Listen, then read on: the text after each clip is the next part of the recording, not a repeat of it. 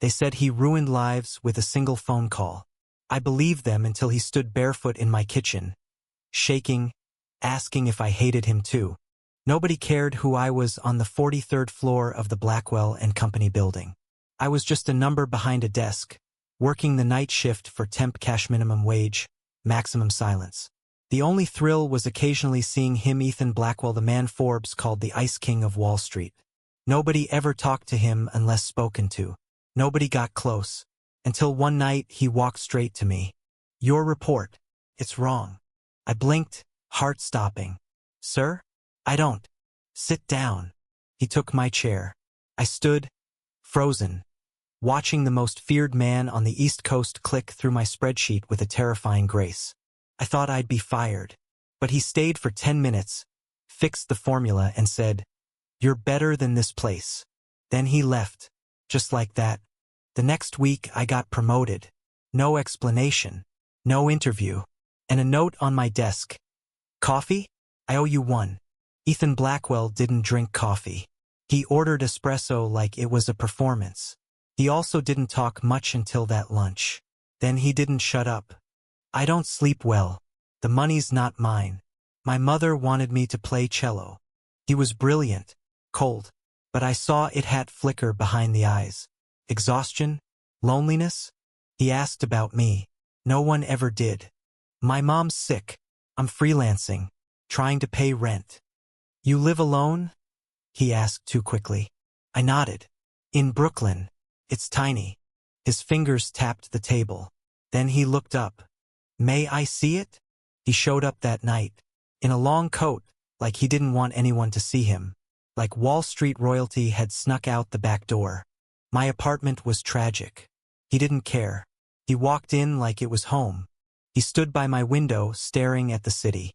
Then softly, "I haven't been inside anyone's place in 5 years." I laughed. "You make that sound like a prison sentence." He turned. "Maybe it is." That night we didn't kiss. We didn't touch. He just stayed. On my couch in a shirt too clean for my laundry. And when I woke up at 3 a.m., he was still awake, watching the ceiling like it held answers. By the third visit, he was cooking in my kitchen. Scrambled eggs. He looked ridiculous, barefoot, flipping eggs like a dad on Sunday morning. I took a picture. He snatched the phone and laughed, like it wasn't a foreign sound. "Delete that." I didn't. He sat next to me, real close. Our legs touched. He didn't move. "I forgot what this felt like," he whispered. "Being safe." His hand touched mine. It was over. The world didn't find out for months. We were careful, private. I never went to his office again. He never asked me to move in. Then came the scandal. Someone leaked his private emails. Board members turned. The media circled like sharks. And buried in the mess one line from an email to me, "I don't care about the company. I care about him." That night, I found his apartment ransacked by reporters. He was nowhere. I called, texted, nothing. Then at midnight, I heard a knock on my door. Ethan, disheveled, eyes red, holding nothing but a duffel bag. He looked like a man who'd lost everything. "I didn't think you'd open," he said.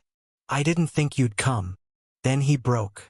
Not with words, with a collapse into my arms, like the weight of being him had finally crushed him. I held him. He shook. And I whispered, "You're home." They called him a traitor, a fraud. Said he manipulated the market for personal gain. The truth? He leaked insider corruption, exposed his own board. Whistleblowing, but in a tailored suit. And suddenly I was the liability. The lover. The weakness. I got hate mail. Lost freelance jobs. My landlord raised my rent twice. I begged him to let me go. "You're burning everything for me," I cried. "I'd burn the whole damn street if it meant waking up next to you." He disappeared for 2 weeks. No word. I thought it was over. Then he came back. Not with flowers. With a ring. And a letter from the sesh been cleared. He dropped to one knee in the same kitchen where he made eggs. "No media. No money. Just you. Marry me?" I didn't cry. I laughed. Because this man, This shark was holding out a crooked little silver band like it was the most sacred thing in the world. Yes, I whispered. Always. We moved to Vermont. No skyscrapers. Just trees. He built furniture. I wrote for indie zines. We got a dog. Sometimes I'd find him staring out the window, thinking about the past. I never asked what he saw. He never told me. But every night, without fail, he'd kiss my shoulder and whisper, "You saved me." And I'd whisper back, "You never needed saving. You just needed someone to stay." They still call him the Wolf of Wall Street in some headlines. Ruthless, cold. But I know better. Because when the world fell apart, he didn't run. He held me like I was the last piece of something worth saving. And maybe, just maybe, I was. Thank you for listening. Don't forget to like and subscribe to stay updated with the latest videos.